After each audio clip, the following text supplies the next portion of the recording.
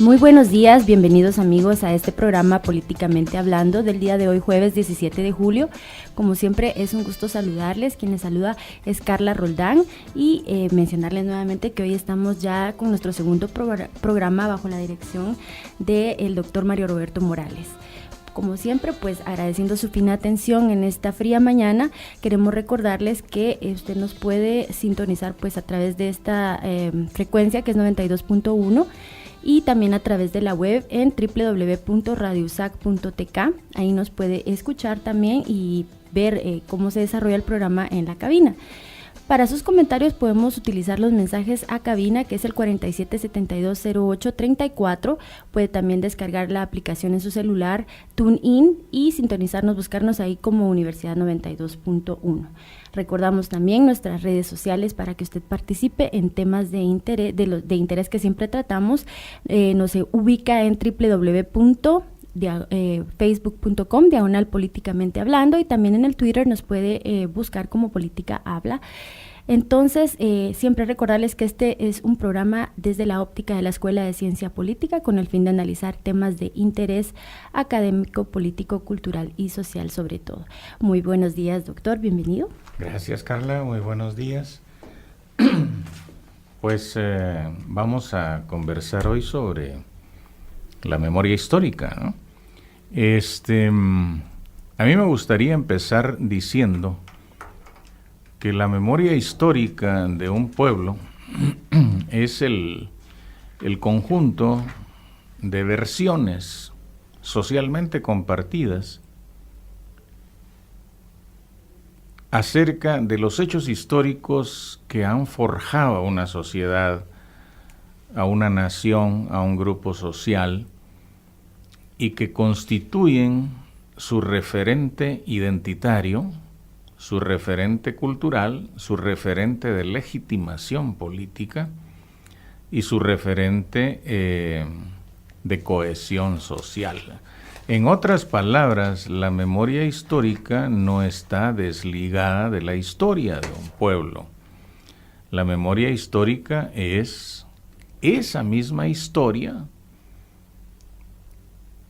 solo que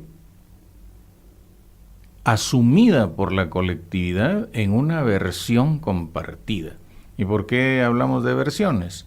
Porque la historia tiene diferentes versiones, mejor dicho, los hechos históricos se prestan a diferentes versiones.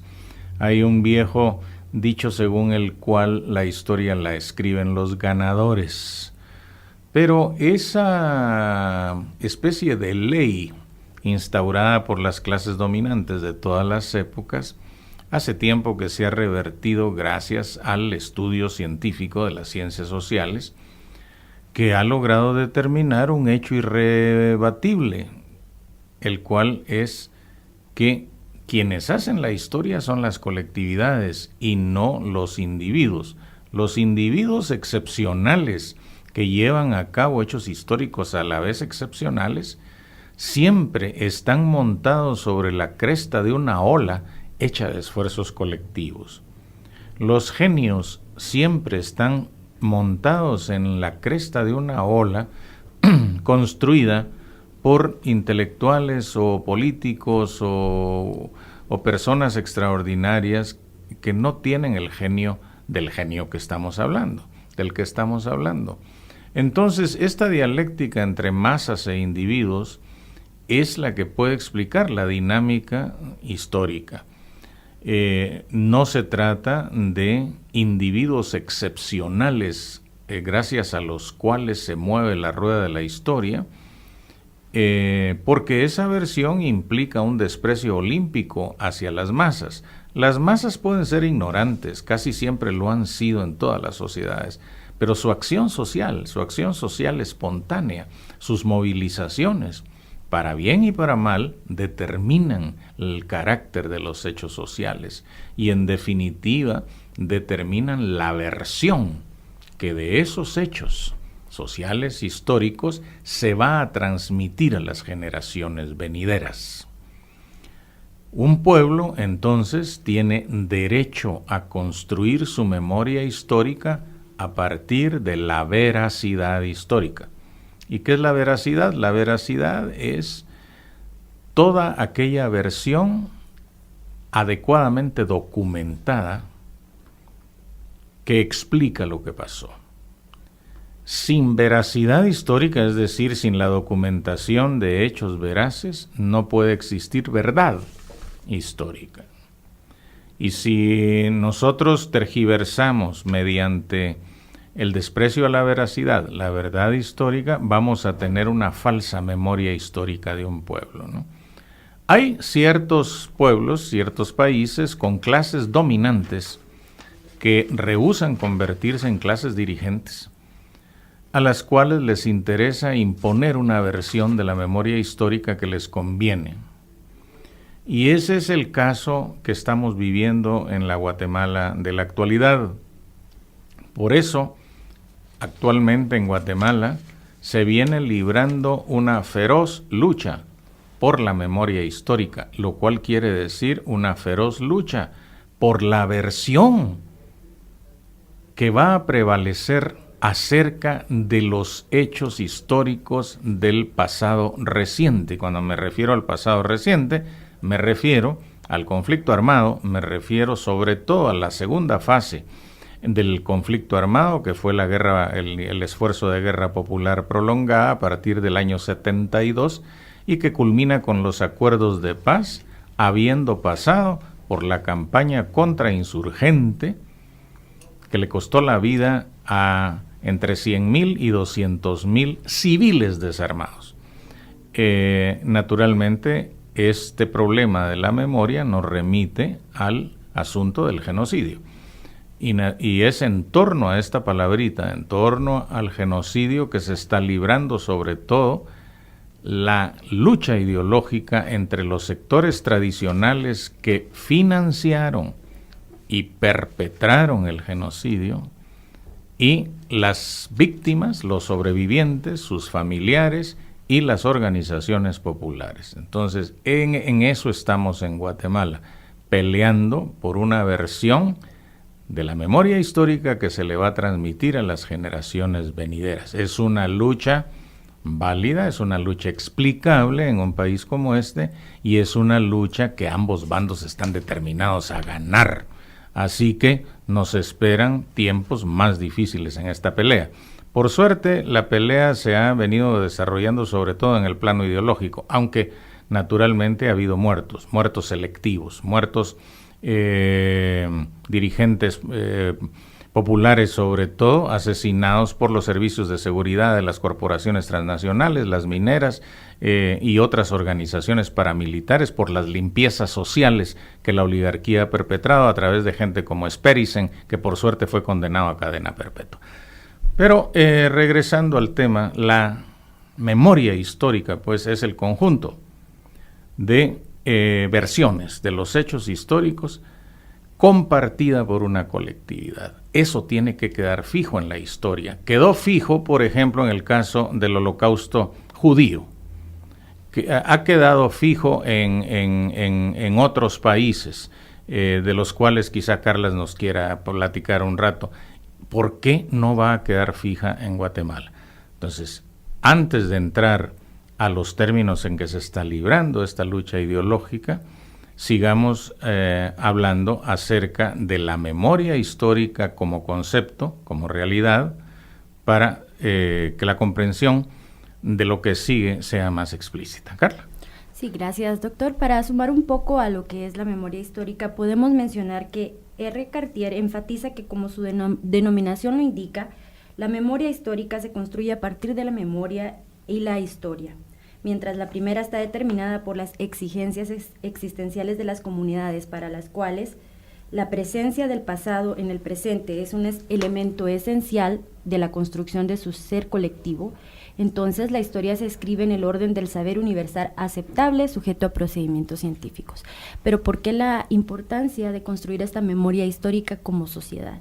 Creo que parte de la construcción de esta memoria histórica también reside en que tenemos que forjar una identidad nacional. Si tenemos una identidad nacional, entonces podemos avanzar como pueblo, como nación, Sin embargo, vemos que en esta Guatemala de hoy estamos profundamente divididos.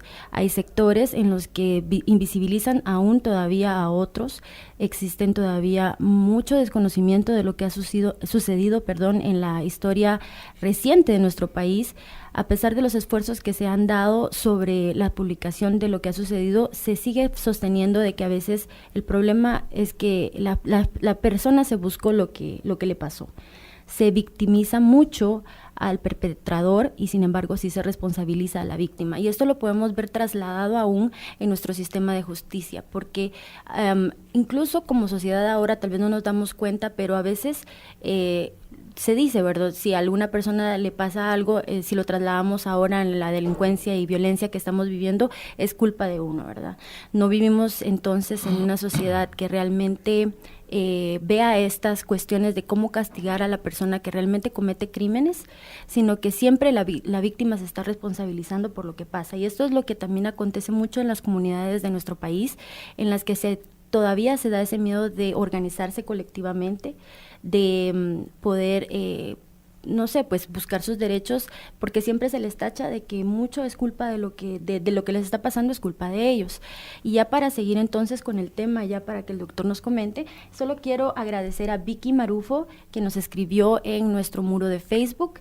Ella dice que nos está escuchando y que agradece la iniciativa. Muchas gracias, Vicky, y pues invitamos a que ustedes comenten en nuestro muro también, sus conceptos que tengan sobre el tema, que es memoria histórica, la recuperación y la necesidad que tenemos como sociedad realmente de saber qué pasó, no solo de contarlo, sino de asumirlo, de buscar el perdón de las víctimas y así también una reconciliación nacional.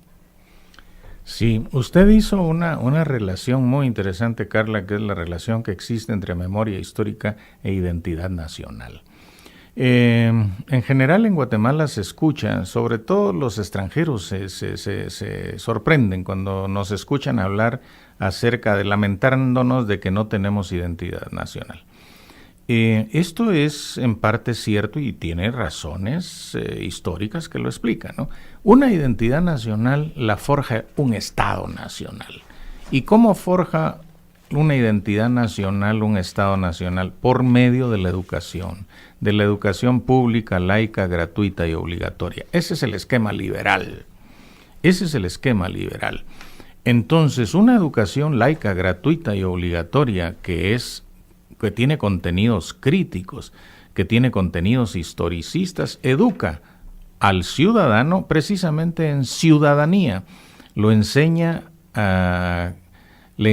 a relacionarse con el Estado como recipiendario de la soberanía, ¿verdad? No a relacionarse con el Estado como con un poder que lo aplasta.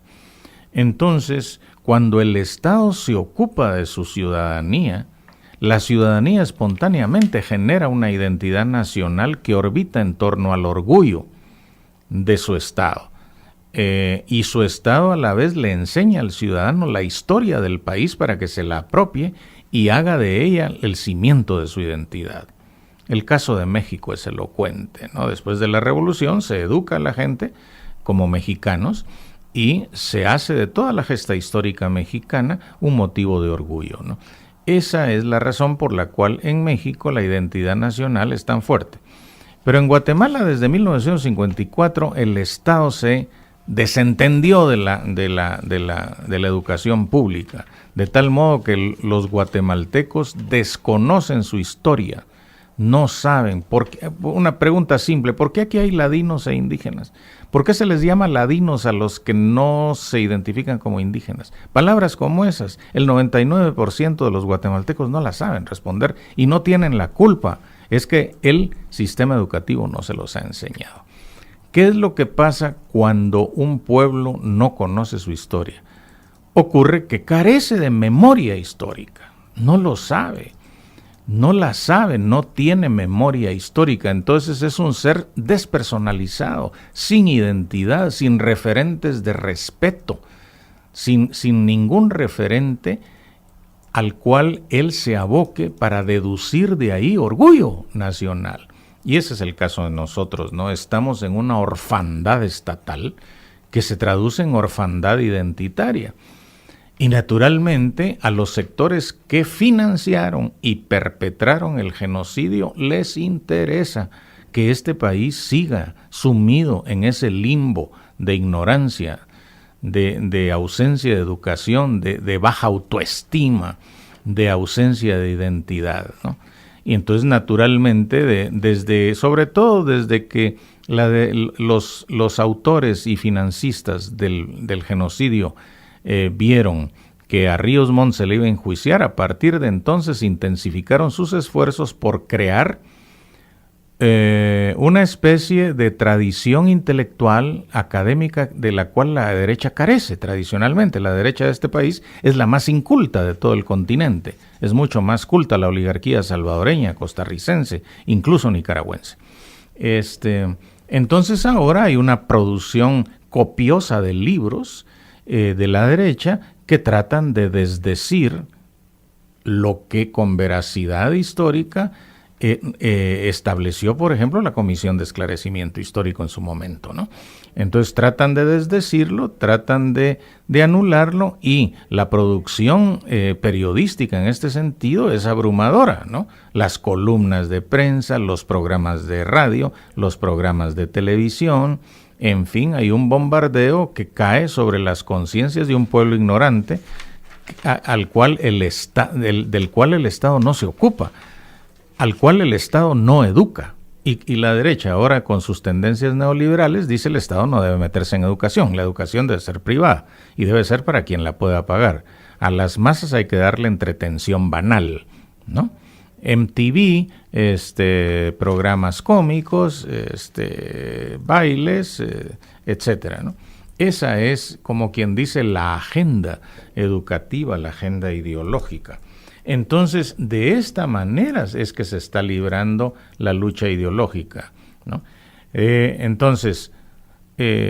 La relación que hay entre memoria histórica e identidad nacional es estrechísima. No puede haber identidad nacional si uno no se apropia de su historia, si uno no se apropia de una versión compartida de la historia, que por ser compartida nos dé cohesión social, nos legitime frente a otros grupos, ¿no? Y nos dé identidad. Vuelvo a citar el caso de los judíos, ¿no?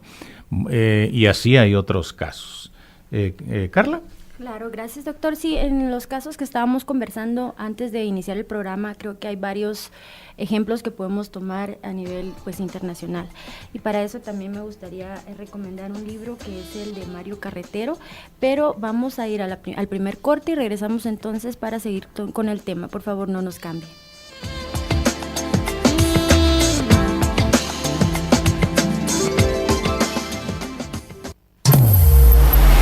Universidad 92.1 reportando desde el centro histórico. Señor, dígame, ¿para qué le sirve la calle? Para caminar y concertar destinos. ¿Y por qué usted la usa como basurero entonces? Tirando envases plásticos y bolsas de galletas. La basura que tiras en las calles es causante de inundaciones, tapa los drenajes y alcantarillados, provoca malos olores, genera gases letales que ocasionan bruscamente los cambios climáticos.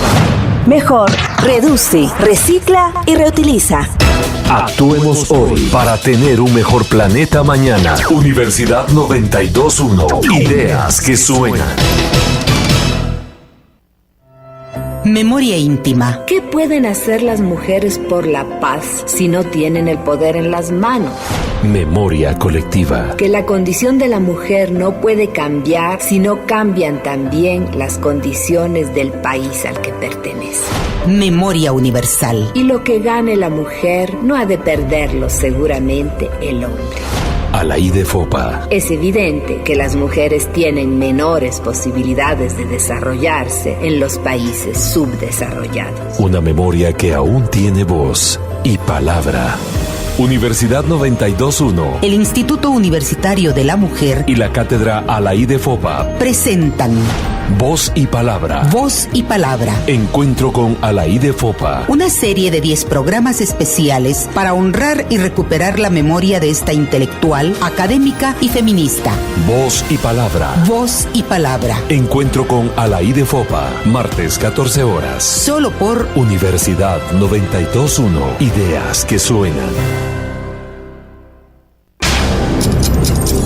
Durante su historia, la Universidad de San Carlos de Guatemala ha sido garante del proceso democrático en nuestro país. En la voz de los estudiantes, ha manifestado su postura equitativa en pro de la justicia social. Ha impulsado profesionales que sirven al desarrollo de la sociedad.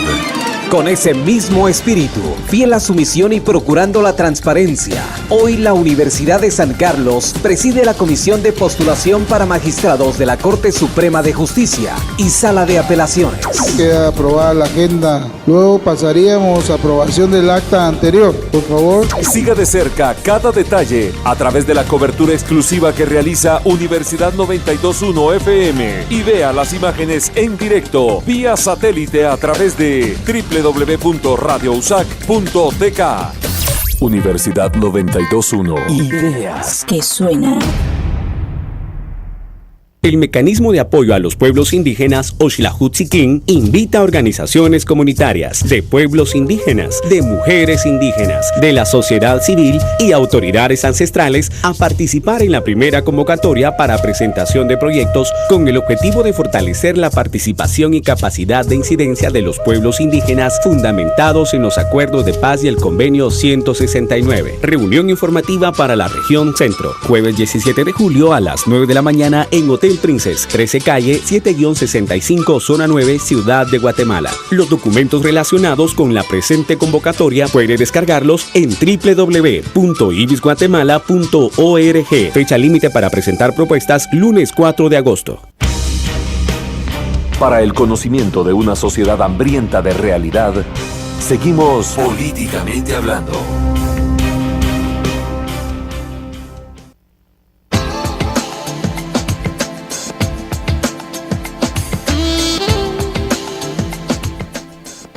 Y bien, amigos, bienvenidos nuevamente a su programa Políticamente Hablando, el cual se transmite, para recordarles nuevamente, todos los jueves a partir de las 7:30 am hasta las 8:30 am. Este es un espacio de la Escuela de Ciencia Política de la Universidad de San Carlos y estamos con el doctor Mario Roberto Morales, quien es coordinador de este programa, quien les saluda a Carla Roldán. El tema de hoy, para las personas que nos acaban de sintonizar, es la importancia de la recuperación de la memoria histórica y esta lucha que se vive en el país. Pero antes de cortar el tema, pues mencionamos sobre algunos otros ejemplos a nivel de otros países que han vivido un proceso no igual, pero sí tal vez similar al que nos ha tocado a nosotros vivir en nuestro país. Y pues quisiera también mencionar que hay un axioma que dice pues que la persona que controla el pasado controla el presente y quien controla el presente controla el futuro. Esto es mencionado por Orwell. Sin embargo, también ya continuando con el tema, quisiera pues mencionar lo que estábamos hablando fuera de micrófonos y era sobre los países que han visto todo esto. Usted menciona pues los judíos, ¿verdad?, con todo el problema del holocausto, pero hay países también como, por ejemplo, Alemania, cómo vivió ese proceso de recuperación de su memoria, de aceptación, de pedir perdón acerca de lo que sucedió por algunas cuestiones pues de que ya la sociedad a veces no tenía pues realmente el control de lo que se estaba viviendo tras las dictaduras. Sin embargo, estos países, al reconocer lo que ha pasado, al pedir perdón, hacer esta conciliación nacional, esta unión, el proceso que vivieron de derrota, como no fue lo que sucedió acá, esto los fortaleció como nación al momento que ahora pues son la nación más prominente de la Unión Europea. Pues son de las sociedades más avanzadas y más pues que incluyentes que hay pues en el mundo. Así también hay otros procedimientos, por ejemplo, muchos publican de que es mejor dejar el pasado enterrado, que ya para qué es necesario volverlo a revivir, que por qué hay que revivir viejas heridas. Eso tal vez para simular un poco de lo que sucedió en España con Franco. Allí pues hubo un pacto colectivo de silencio en el cual no se mencionaba lo que había sucedido, pero sin embargo también vemos que España no ha asumido ese proceso. Realmente no me toca a mí hablar sobre el proceso de España, pero creo que lo que uno ve a nivel internacional es que España no es un país tampoco que ha salido adelante a comparación de sus pares en Europa.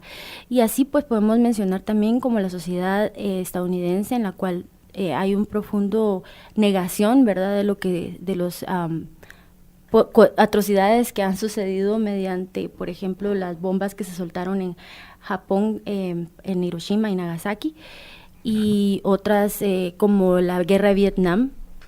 La sociedad americana, por ejemplo, si alguien cuestiona, lo tachan realmente de no ser un buen americano o de no respetar entonces como los americanos que perdieron la vida en estos lugares, pero no se cuestiona el hecho de que realmente se cometieron estas atrocidades en otras partes del mundo. Entonces creo que es un poquito para hacer esa mención. Y por favor, doctor. Sí, a mí me parece que esta frase que usted dijo me parece que es de George Orwell, ¿no? Sí.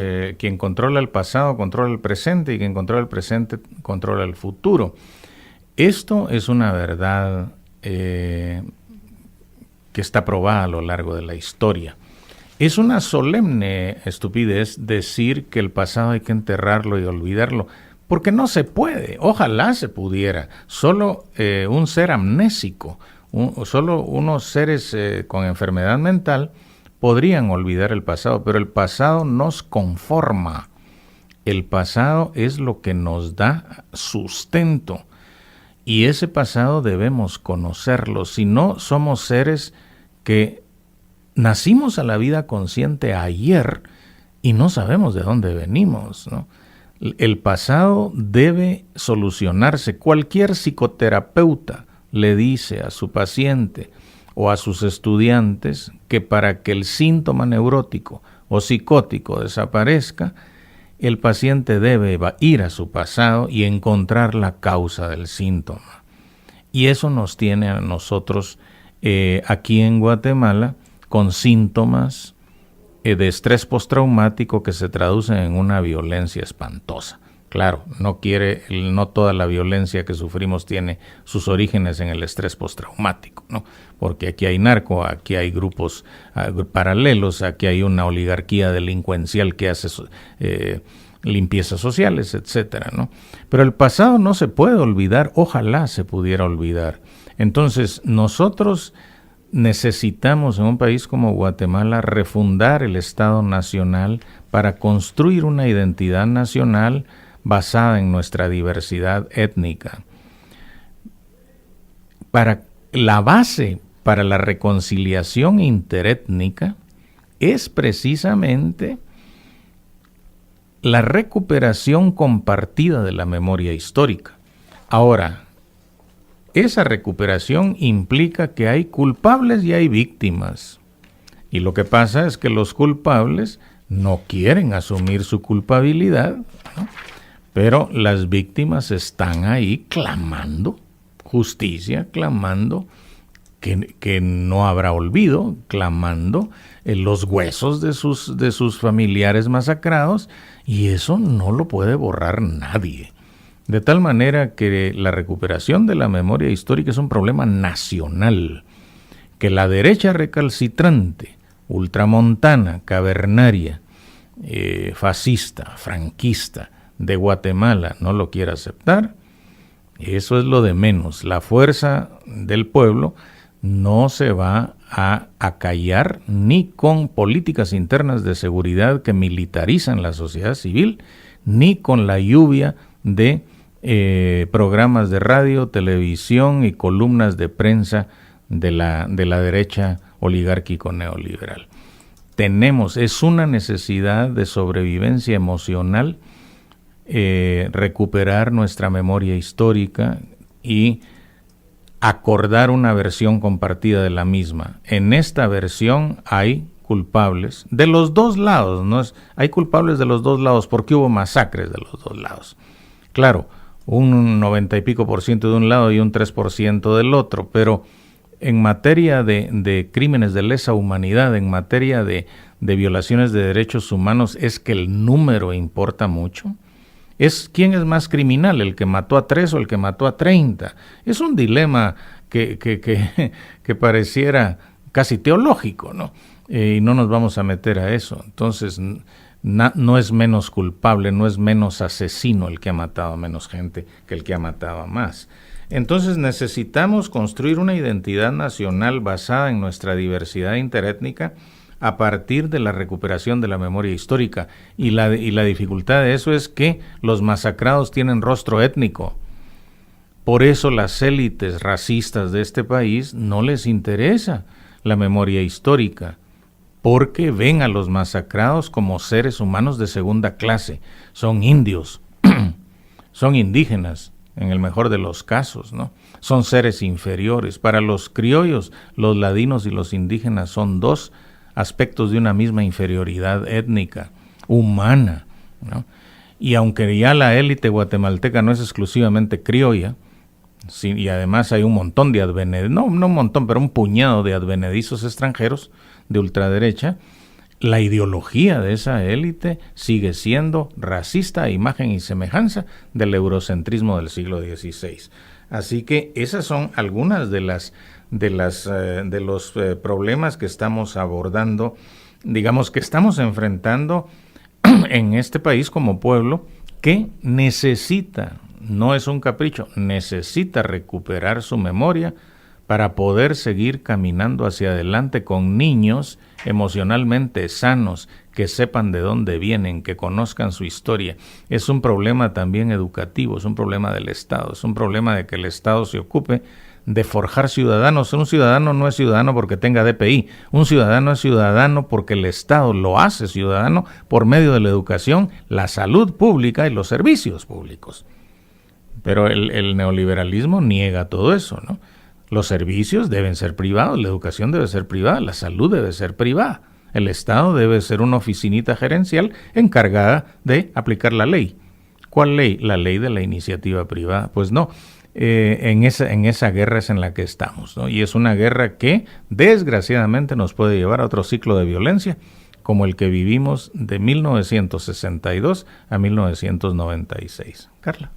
Sí, y ahí pues tal vez mencionaría otra frase que es: quien olvida quien olvida la historia pues está condenada a repetirla, ¿verdad? Quien olvida su pasado. Entonces, precisamente ya vamos a ir a la segunda pausa de nuestro programa en unos momentos, pero antes de eso pues me gustaría abordar, también seguir con el tema en cuanto a que cuando uno, a los que nos ha tocado ser comunicadores de una u otra manera, y que pues tenemos ese espacio, y por cierto, gracias a Radio Universidad también por el espacio, tenemos que ser bien conscientes de lo que estamos publicando, ¿verdad? De lo que vamos a escribir, por el impacto que puede causar en la sociedad. Entonces creo que cuando se hace hay que hacerlo bien cimentado en cuestiones científicas, con pruebas, porque como usted bien lo decía y lo comentábamos también después atrás de micrófonos, es que no importa, se cuestiona de que realmente no eran 200,000 los afectados, los muertos, y como decíamos, no importa que haya sido una persona o que hayan sido 10 o 100 o una comunidad, el problema y es que el hecho que hay que ver es que hubo un crimen y que eso debe ser castigado para que también las comunidades, las personas que fueron afectadas vuelvan a confiar en la justicia transicional, en la justicia que todavía se les tenemos una deuda como Estado y como sociedad con estas comunidades que fueron totalmente afectadas y que tal vez todavía, en la mayoría de los casos, siguen todavía pues sufriendo y padeciendo del control estatal o de la injusticia que comete a veces el Estado en cuanto a sus derechos básicos fundamentales y sus derechos humanos. Entonces creo que sí hay que tener mucho cuidado en cómo plantear las cosas, en usar bases científicas y también pues en medir el impacto que podemos tener en la sociedad. Con los libros que hemos visto y que tal vez hemos tenido la oportunidad de leer u ojear, que se han publicado en cuanto a la otra versión de las cosas que han pasado, porque como usted bien dice, hay dos versiones, ¿verdad? Acá, y a veces también están muy cargadas están con mucha carga ideológica. No se hacen a veces algunas citaciones y no se escribe de dónde se sacó, no se citan las fuentes. Todo esto realmente tenemos que evaluar cuando leamos, porque tenemos que ser bien cautelosos con lo que dejamos entrar a nuestra mente y cómo dejamos abordar, cómo lo vamos a tomar, ¿verdad? No creamos en todo lo que leemos. Siempre creo que como universitarios, como sociedad, como pueblo, debemos siempre cuestionar todo lo que llega a nuestros sentidos a través de los medios de comunicación, a través de las lecturas, a través de las personas que leemos. Siempre hay que buscar las demás versiones, ¿verdad? No quedarnos solo con una. Y pues siempre también, antes de darle nuevamente la palabra al doctor, quisiera recordarles que pueden escribirnos a través de Twitter o de Facebook y nos busca como Políticamente Hablando en el caso de Facebook y como Política Habla en el caso de Twitter. Por favor, doctor. Es muy importante algo que usted acaba de mencionar en relación a esta lucha ideológica que estamos librando, y me voy a referir solo a algunos errores que se cometen del lado popular. Uno de ellos es la victimización. Una cosa es haber sido víctima de una vejación y otra cosa es victimizarse por haber sido víctima. Son dos cosas diferentes. Una víctima para sanar, debe aceptar que fue víctima de algo, pero victimizarse es una actitud que denigra. Y desgraciadamente hay muchos sectores que fueron afectados por la contrainsurgencia que viven de la victimización. Esto no ayuda a la memoria histórica. Yo comprendo que hay necesidades económicas, comprendo que hay financiamientos internacionales y comprendo que a menudo sin esos financiamientos nadie levantaría la voz por la memoria aquí, porque las víctimas han sido aplastadas. Lo comprendo, eso es una cosa. Pero otra muy diferente es enseñar a la gente a victimizarse como un modus vivendi, porque eso, lejos de levantar la autoestima, lejos de contribuir a la recuperación de la memoria y lejos de construir una identidad nacional basada en la diversidad, lo que hace es despojarnos más de personalidad, despojarnos más de identidad. Es denigrante, me parece a mí, es vergonzoso. Otra cosa son las exageraciones. Yo lo he visto, por ejemplo, en Tampa, los cubanos de Miami, los cubanos de Tampa. No le pregunto a una cubana por un cantante cubano y me dice que está preso en Cuba por Castro, ¿no? Llego a La Habana y el tipo aparece en la televisión cantando. Este tipo de victimizaciones exageradas no ayudan a la causa, en este caso de los cubanos de Miami. Y tampoco, digamos, exagerar o tergiversar los terribles hechos contra insurgentes van a ayudar a recuperar la memoria de una manera digna, porque la memoria debe recuperarse con dignidad, deben recuperarse para la dignidad, no para seguirse victimizando y vivir de la lástima internacional y nacional, ¿no? Eso es absolutamente contraproducente y me parece que no contribuye a nada de lo que la recuperación de la memoria debe contribuir, ¿no? Que es a construir una identidad nacional, a ayudar a refundar un Estado nacional que no está funcionando como Estado. En ese sentido, lo que usted mencionaba sobre tener responsabilidad a la hora de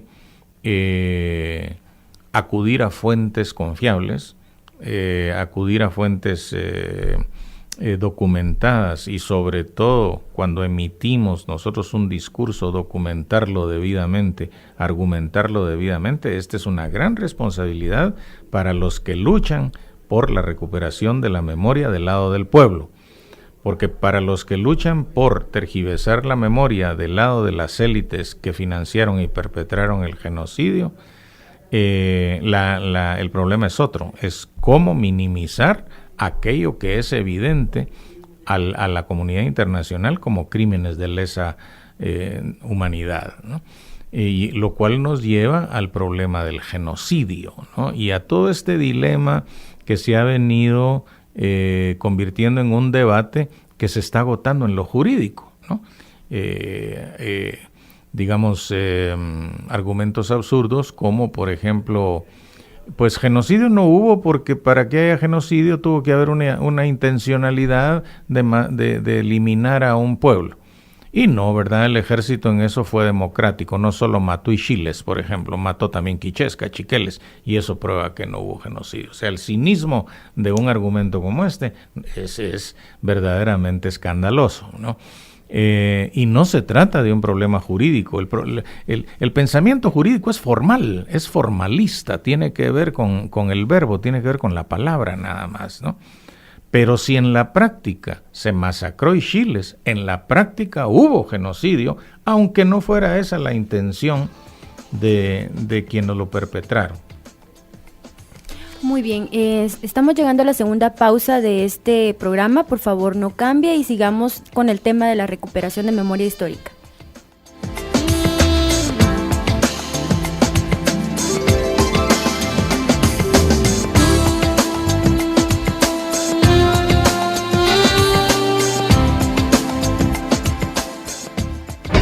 En un momento seguiremos desenmascarando la realidad del Estado Nacional desde la radio, políticamente hablando. Universidad 92.1. Ideas que suenan. El país está sufriendo el bombardeo de contenidos alterados y desinformación constante. Y para contrarrestarlos, actualizamos la información de verdad. Ahora, resumen informativo. Actualizando la información en Guatemala. Buenos días, es momento de las noticias. Policía Nacional Civil detiene en el departamento de Petén a 2 hombres a los cuales se les incautó cocaína por más de 1 millón de quetzales. Cuerpos de socorro fueron alertados en el kilómetro 33 Ruta Interamericana Santa María Cauqué, ya que colisionaron 2 buses extraurbanos. Hasta el momento se reportan 12 personas heridas, los cuales están siendo examinados por los bomberos para ser trasladados a un centro asistencial.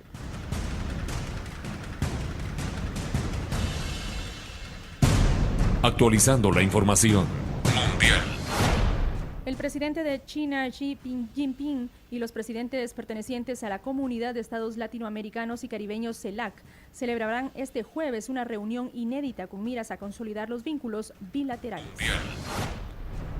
Desde el pasado miércoles hasta el viernes 18 de julio, el gobierno venezolano llevará una programación especial a varios estados del país en el marco del primer Congreso Internacional sobre Discriminación Racial. Esté pendiente de más información en el próximo avance a las 9 horas. Resumen informativo. Una actualización a los contenidos noticiosos, sin alteraciones ni enajenaciones. Universidad 92.1 FM. Información e ideas que suenan. Universidad 92.1 FM. La Escuela de Ciencias Políticas y Sociales de la Universidad de San Carlos de Guatemala está presentando Políticamente Hablando.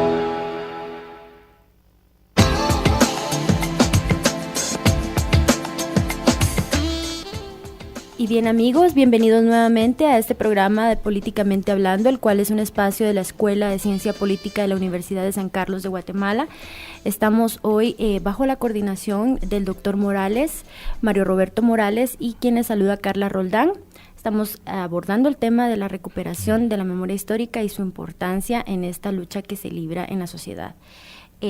Muy bien, entonces estaba platicando el doctor Morales antes de irnos a la pausa sobre el problema de la victimización y cómo esto no contribuye al proceso de la recuperación de la memoria histórica. Yo creo, mi contribución sería decir que precisamente ese es un caballito de batalla para el sector de derecha, que acusa mucho a estos grupos, ¿verdad?, de victimizarse para poder buscar ayuda internacional.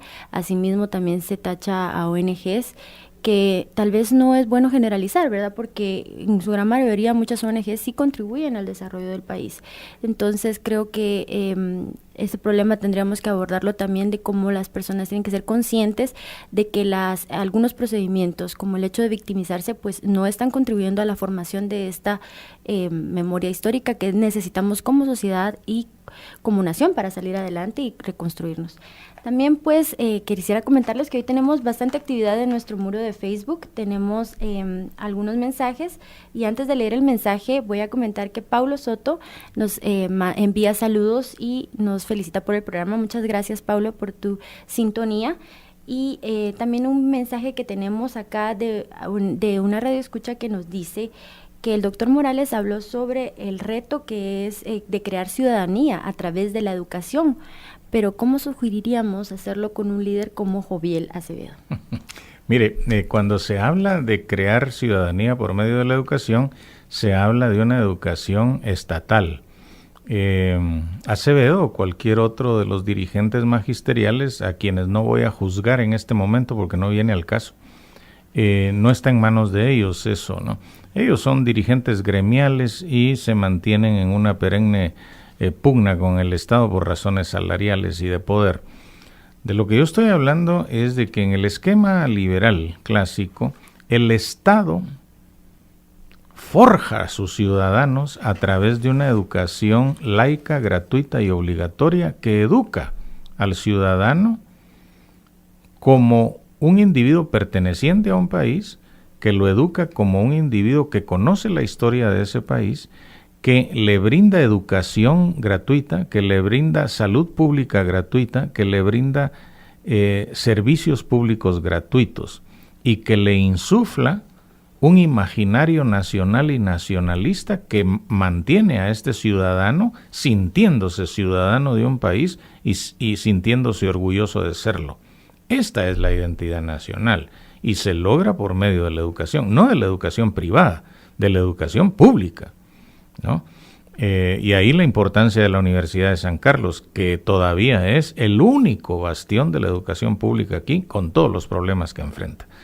Entonces a eso me refiero, no a Joviel Acevedo, no al movimiento magisterial, ¿no? El movimiento magisterial está también muy venido a menos debido a que es un gremio que ha perdido su dignificación debido precisamente a que el Estado se desentendió de la calidad educativa a partir del 54, del año 54. Entonces los maestros han salido con formación deficiente y ellos a su vez forman educandos deficientes.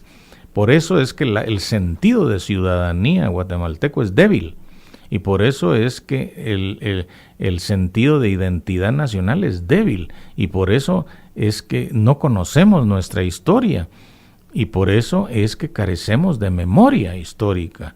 Y de ahí la importancia de que lo que ocurrió durante el conflicto armado se conozca y forjemos una versión compartida de lo que pasó para cohesionarnos. Y claro, en esa versión compartida habrá culpables y habrá víctimas. Y los culpables están en los dos lados, más de uno que del otro.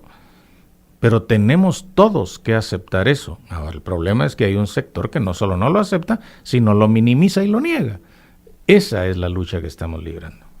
Sí, para sumar a la lucha, ya el problema de la educación y cómo enseñar nuestro pasado a los niños, yo creo que ese es uno de los grandes retos que afronta la reconstrucción y de la recuperación de la memoria histórica, y es cómo poderle enseñar a los niños que vivimos durante ese proceso cuando aún se sigue negando, y cómo enseñarlos si aún no hemos podido salir de él, ¿verdad? Y no hemos podido conciliarnos como nación, aún nos seguimos en una profunda división. Creo que en este aspecto sí sería un gran reto de cómo los educadores, cómo pueden establecer una política pública de enseñanza, porque en los libros de texto de los niños sí realmente se toma muy superficialmente lo que sucedió en nuestro país. Y aquí pues quisiera volver a comentar sobre el procedimiento de Alemania. Por ejemplo, en Alemania se reunificaron estas memorias y en el contexto realmente los educadores alemanes tuvieron el gran reto de enseñar los horrores del Holocausto en su propia enseñanza para poder integrar y repudiar este tipo de hechos para evitar que se volvieran a repetir. Esto creo que es una narración que realmente sí es de admirar, ¿verdad? Porque ellos tomaron todo lo que había sucedido como pueblo y lo enseñan a los niños. Eso también viene a colación de lo que ha sucedido en Japón. También han tenido una gran lucha a través de algunas décadas, a partir de los años 70, de cómo cómo enseñar la nueva historia de Japón. Y acá el Estado intervenía mucho en todo lo que era cómo enseñar esta historia después de lo que pasó de la derrota de la Segunda Guerra Mundial, y mucha de la historia era tergiversada por el mismo Estado. Sin embargo, sí se dio una lucha en cuanto a los educadores para poder entonces no evitar esa censura política a los textos de los niños y poder enseñar lo que sucedió, para que entonces se evita volver a repetirlo y aprendamos realmente de todo este proceso tan dañino para nuestra historia, para la historia realmente que han sucedido todos los países, y más para lo que a nosotros ahora nos acontece, que es la historia guatemalteca. Y bueno, ya estamos entrando a la recta final del programa, doctor. Me parece que usted vaya a entrar a despedir el programa y después vamos a anunciar algunas actividades que tenemos en la Escuela de Ciencia Política. Gracias, Carla. A mí me gustaría enfatizar el hecho de que para una adecuada recuperación de la memoria histórica que nos restaure o nos ayude a fundar una identidad nacional fuerte, poderosa, es imprescindible reescribir la historia de este país, arrebatar la versión criolla de manos de los criollos y reescribir nuestra historia en clave intercultural. Y en ese sentido, debo también hacer una crítica a las exageraciones y las tergiversaciones históricas de lo que yo llamo el mayismo fundamentalista de Guatemala. Por ejemplo, una de las peores barbaridades del currículo nacional base es enseñar que en Guatemala existen 4 pueblos químicamente puros y diferenciados, ¿no? El garífuna, el xinca, el ladino y el maya, como si estos pueblos no tuvieran relaciones entre sí ni existiera ningún tipo de mestizaje. Esto es una barbaridad. Hay énfasis ladinos, énfasis xincas, mayas, garífunas, pero todas las diferencias están articuladas en nuestro país. No podemos construir una historia sobre falsedades como esas, pero sobre esto haremos algún otro programa. Sí, y pues tenemos una llamada en línea. Por favor, adelante. Buenos días. Gracias, muy buenos días. Mi nombre es Ana Lucía Ramacini de la Escuela de Ciencia Política. Un gusto saludarles, Carlita y doctor Morales. Hace más o menos 2 semanas tuvimos en Flax un curso de Francesca Gargalo, feminista autónoma, donde ella hacía toda una argumentación sobre el hecho de que ocultar pues la historia de los pueblos, invisibilizarla, marginarla, es un elemento también racista, que de una u otra forma, pues en la escuela como institución social se va reproduciendo, ¿no? El racismo, el clasismo, el sexismo, incluso en el CNB, como comentaba el doctor Morales, aparece en un mismo grado, por ejemplo, los 4 pueblos de Guatemala, pero aparece después que no son 4 pueblos, sino que 4 culturas, y en el mismo grado aparece descubrimiento, aparece invasión, aparece conquista, o sea, un montón, como él dice, de falacias. Pero una cosa pues son los contenidos que van cargados también de racismo, de elitismo, y a mí me gustaría conocer cuál es su visión alrededor de la parte pedagógica, de cómo abordar la memoria histórica desde la primaria, en la secundaria, a nivel universitario, porque yo creo que ese es un tema también que es importante pues ir abordando, era la parte pedagógica de la enseñanza de la memoria histórica. Así que muchísimas gracias y los vuelvo a saludar. Hasta luego. Muchísimas gracias, Ana Lucía. Que tengas un feliz día. Gracias, Ana Lucía, por llamar. Mire, no tenemos mucho tiempo ya, pero me gustaría nada más esbozar lo que podría llegar a ser una respuesta a su pregunta. A mí me parece que la piedra de toque para elaborar criterios pedagógicos para enseñar la memoria es la reescritura de nuestra historia en claves críticas, en claves radicales en el sentido de ir a la raíz causal de los problemas, no de ser extremistas, sino de ir a la raíz causal. Entonces, yo me permito remitirla a uno de los anexos de la 3ª edición de mi libro El síndrome de Mashimon, en donde hay un apartado sobre políticas culturales para un país intercultural. Estas políticas culturales precisamente dan lineamientos pedagógicos para reescribir la historia y fundar una educación historicista, crítica y radical. Y yo creo que esa es la piedra de toque que nos daría las claves para caer en lo específico de la memoria histórica, sobre todo de la memoria histórica reciente, ¿no? Porque hay documentos sobre memoria histórica de otras épocas. El Chilam Balam, por ejemplo, tiene los famosos lamentos de un escriba en donde, valga la redundancia, se lamenta de la llegada de los españoles y de lo que hicieron, ¿no? Las crónicas españolas, todo eso, esos son documentos de la memoria histórica. Pero lo que está en guerra ahorita, lo que está en debate ahorita es la memoria inmediata, que tiene que ver con el conflicto armado y con el genocidio, ¿verdad? Y a mí me parece que sí, que su preocupación por la pedagogía, digamos, por el aspecto pedagógico y cómo se va a enseñar, eso es legítima, porque es urgente, y los niños siguen naciendo, Y no nos podemos dar el lujo de seguir teniendo niños ignorantes. Tal vez en otro programa y tal vez con su presencia, Ana Lucía, podemos hablar de eso acá en Políticamente Hablando en el futuro. Carla. Sí, muchas gracias, doctor. Pues estamos concluyendo ya este programa.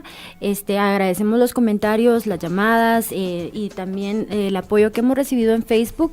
Y antes de irnos quisiera pues precisamente terminar con que ese es uno de los grandes retos para la recuperación de la memoria histórica.